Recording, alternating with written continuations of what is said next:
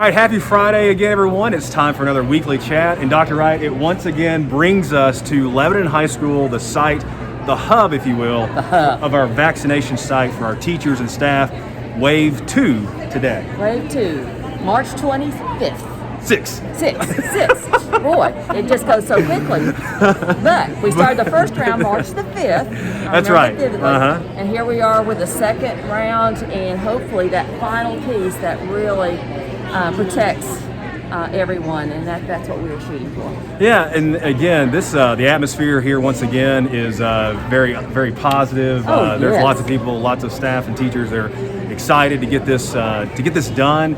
I think there is some anticipation that we hear a lot that after the second shot, maybe people don't feel that great and everything. I know that my wife felt that way, so however anybody reacts. We really can't control that, but the shots are being administered today. Better than COVID. Better than COVID, for sure. And instead we don't do the high fives anymore. We do the fist bumps. Right. So there's been a lot of fist bumps, and it's good. It's good. We talked about this last time, and in all of your years, your decades of administrative Okay, I'm old, roles. but keep going. Well, I mean, well, you're retiring this year, and so well deserved. But you've never seen anything like this? But I mean, for you to witness something like this magnitude is unbelievable of what this actually means for people to get these kind of shots in this pandemic era.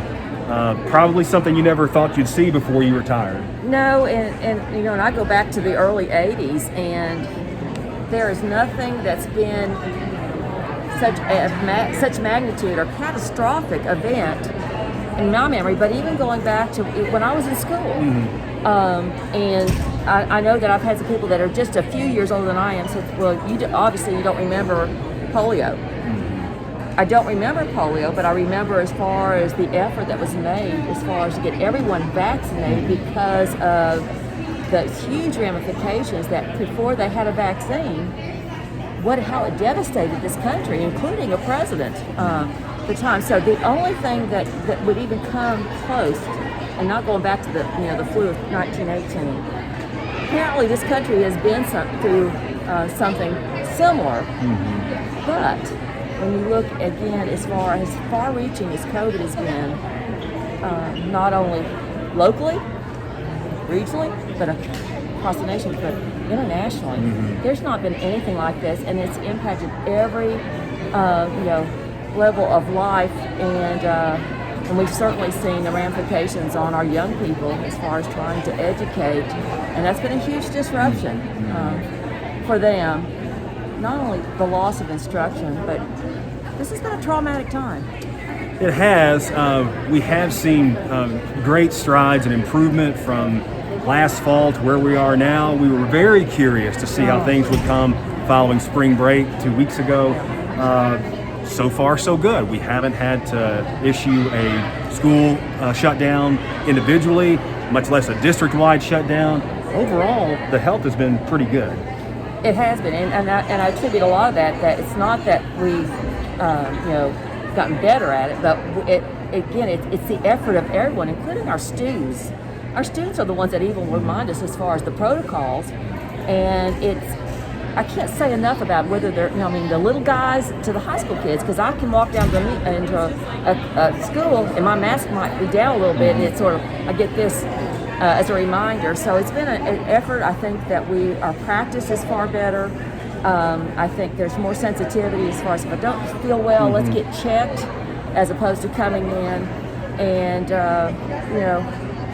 it's something you don't want to say that you've gotten better at, but we have, and we're more conscious as far as what it takes, if anything, to stay in school and stay healthy. We get a lot of questions here recently. I say a lot. They do come in, trickle in a little bit about, now that you got the vaccinations in place, the mask can come to an end. And that's not so fast. I don't want to be premature, and we're looking at now 9.5 weeks of school, and I keep saying let's finish strong. We don't want any more gaps or loss of time, because we've got to make every day count. And yes, it's an inconvenience. I do not like wearing a mask. It's uncomfortable for me, particularly because I wear glasses too. However, I can take the discomfort for that period of time when we get to the point that, again, it's not about being too premature, but making sure that we are in a safe spot. But there's going to be a lot of practices that we will continue just simply because we have learned so much as far as not only that basic hygiene, the mask again. Not only a precaution, but we do know that that might be the determining factor in so much as far as why we have fared well. But just when we look at proximity, when we look at as far as how people mix, there's going to be a lot of things that we're going to continue to see as far as safety practice. It's not to say that we're not going to try to get back to what we know and what we're comfortable with, but I think there's always going to be a cautious nature about how we approach things. This has been a lesson, but it's also been a lesson as far as how resilient people are. I say this, and I sometimes get the eye roll that when I say that it could have been far worse, far worse. And I can see the light at the end of the tunnel, but we can't be premature and say, okay, we've got our second shot, we're ready to go. We still have a lot of young people that, and we can sit there and debate that as far as that, they don't suffer as much from COVID, but we also know they're also carriers. So we've got to keep people safe in the classroom, finish out strong for this school year, lessons learned, and then get prepared for next year with much of what we've learned, but maybe minus the masks. Perhaps. That remains to be seen. Well, and we'll see, because again, they keep talking about these new variants and everything else that's coming through, but the thing is, we've learned so much. And from that, knowing that we can recover. Non-shot related or vaccine related, this week there's been a lot of talk about getting that word out about we need bus drivers. And that's been something that's been a focal point for us this week. So again, if you can briefly expound upon that, the importance of we know that getting drivers, many drivers, approved, ready, and to roll out and all that before the end of the school year, it's kind of a long shot, there's no question, but perhaps we can get prepared for have our sights set on a better situation beyond this school year. We know it's been an inconvenience for a lot of families. But I was very encouraged because you did the video a couple of days ago and put it out there as far as not only the need, but the importance. I mean, the importance. Over 50% of our students are dependent on bus transportation. And so with that, we know that we cannot be successful in being able to reach every child if we can't get them to school. And our bus drivers came in and responded as far as that. It's the best Some job. great stories. Oh my gosh. Yes. And I was so encouraged. But what happened though, people respond to that saying, okay, what do I need to do? Yes. I never thought of it as a parent that I would have something that, my kids are in school. My time would be much like their time. And so that was so encouraging to see the response. But the thing is, we can't say enough that, not only is there the need, but it's so important because again, you would be part of that school family, and we see it as a family that we're all doing what we can to make sure that our children are receiving the very best education that we can possibly offer, and it takes all of us, whether it's food services, the bus driver, the classroom teacher, our school administrators, but it also takes the community to help forward. And and I've said this before too, Bart.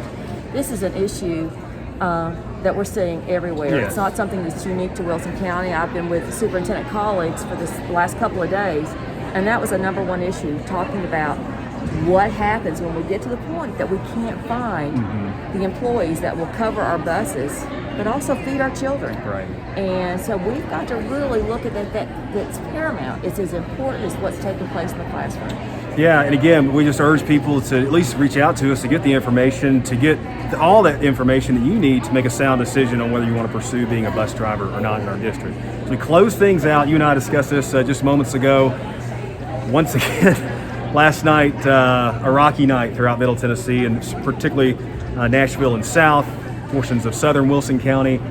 Overall, no damage to any of our schools south of 40 last night. I know if you were watching a lot of network wall-to-wall weather coverage last night, many of our communities south of 40 in Wilson were included in a tornado warning.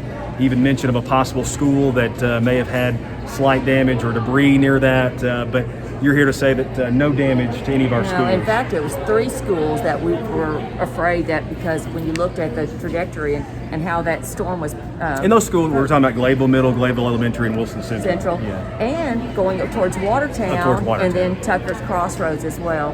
And within, I guess, 10 to 15 minutes after the storm had passed, our folks were already out checking, and particularly getting to Wilson Central High School, because there was reports that windows were blown out, that there was debris scattered. Yeah. And not the case. Not the case. SROs were already on the campus. Our employees were there, and they did a circle. And even the baseball coach was there, because he had put a tarp down on the field, and he checked to make sure his tarp was still down, and it was. Yeah. So thankful. So thankful, because it was one that please. And then Watertown fared well. There was some storm damage, but not on the campuses, and it's mostly as far as the wind. And then it exited. But Bart, there's another storm coming in tomorrow. Yeah, just stay weather aware this weekend. It is that time of year. We know that it's springtime in Middle Tennessee, so we're no strangers to that. But always be weather aware. But we wanted to tell you, we wanted to definitely make mention that no schools were damaged or anything last night, even the slightest, with last night's powerful storms that rolled through. So we'll always keep monitoring these great things. People that are on 24/7, and that's the very thing that they were doing. As soon as that storm was over, they were out checking our campuses. But the thing is that, Bart, we have so much to be thankful for, and sometimes we forget that. And sun's shining today. There will be a storm passing through tomorrow, but again, you've got to look at the big picture and know that we're really blessed. Vaccinations, sunshine, Friday. Hey, that's 3 reasons to be happy. Thank you so much for joining us, Dr. Wright. You guys have a great weekend. We'll talk to you soon.